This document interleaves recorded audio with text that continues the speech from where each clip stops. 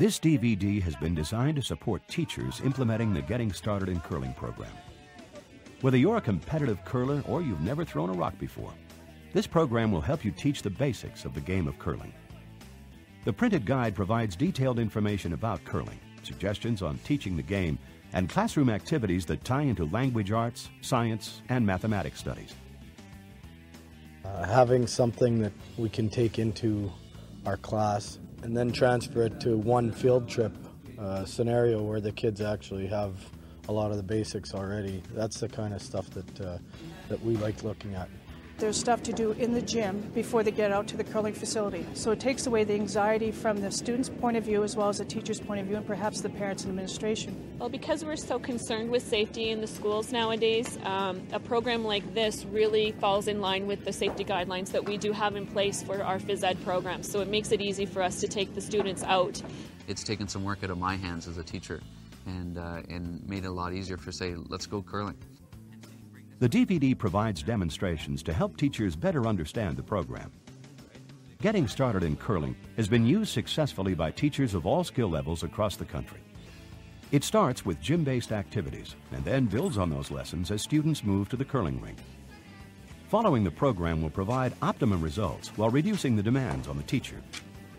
It is an effective and efficient way to introduce students to a game enjoyed by millions of Canadians, young and old. And we get these kids out to the curling rink, and after just the first slide, they're like, this isn't going to be easy. Even top-level hockey players or football players will find this sport difficult the first time that they step onto the ice, for sure. Their success is so immediate and so exact that they want to continue to the next step. It's like hitting that perfect golf swing, golf shot in the 18th hole, and makes them come back. You know, if they have those basics to start with, they can have success fairly quickly and kind of catch on to the curling bug. Curling requires a minimum of equipment. Students need warm clothing to help keep them comfortable on the ice, and a pair of leather-palmed gloves or mitts to keep their hands warm and help grip the brush. A brush is required for sweeping. Some type of slider is necessary to allow for effective delivery of the stone. Whenever possible, a sliding support should also be used to aid in delivery and to help keep students safe while learning the proper delivery techniques. For training in the gym, a heavy wool sock serves as a slider. The name curling is derived from the way the stones bend or curl while traveling down the ice. The ice surface is pebbled to reduce the friction between the stone and the ice surface, allowing for easier delivery and more consistent curl. The bottom of the stone is cleaned before delivery to ensure that no particles collect on the running edge and impede the stone's speed or line of travel. A slight spin of the stone, or turn, is imparted at delivery to determine the stone's eventual destination. Without this turn, the stone's direction is unpredictable. Curlers use in-turn and out-turn deliveries to control the movement of the stones.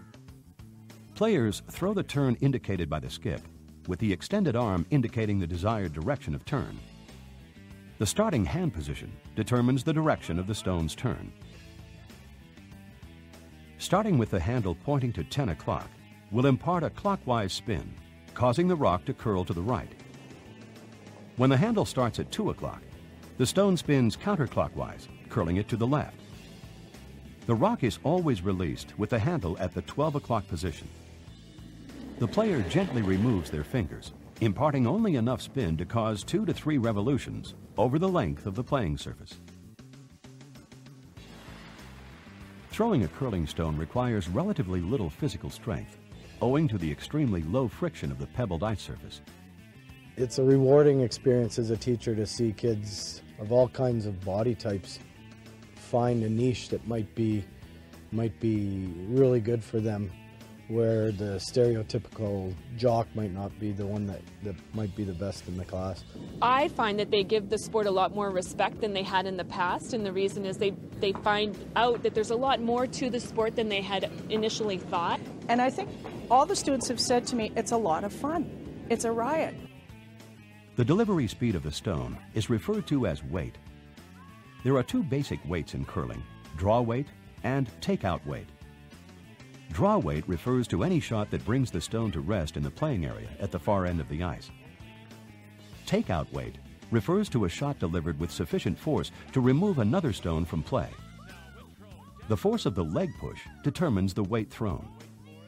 Once thrown, direction and distance are controlled by brushing the ice surface immediately ahead of the stone. Lightly brushing the ice helps to clear any small particles that might alter the stone's line of travel. Brushing faster and with more pressure melts the very top layer of the ice, reducing friction and allowing the stone to travel farther and straighter. An unbrushed stone will travel a shorter distance and have greater curl. Brushers, under the direction of the skip, work to control line and distance and play a big role in effective shot making. With all the strategy of the game and each player taking turns brushing and delivering stones, curling is an exciting and entertaining pastime. The advent of curling as an Olympic medal event and the growth of professional curling continues to attract new competitors and fans alike. The Getting Started in Curling program is an ideal introduction to the basics of this safe, fun, and challenging activity. I would say 75% of it is done already in this program. So it's simply the call towards the curling club and setting up the on-ice instruction. They're usually more than willing to try to accommodate you as a class to get you in there, because really, you know, the students are the future for the sport. And I always ask them, are you going to come back to the next time? And they said, for sure. You could just see them having so much fun. There are smiles on their face, and they're just having a great time on the ice. So I think what you have to do is you have to just show the kids the sport and let them learn and see how great the sport is, and of course encourage kids to be part of it.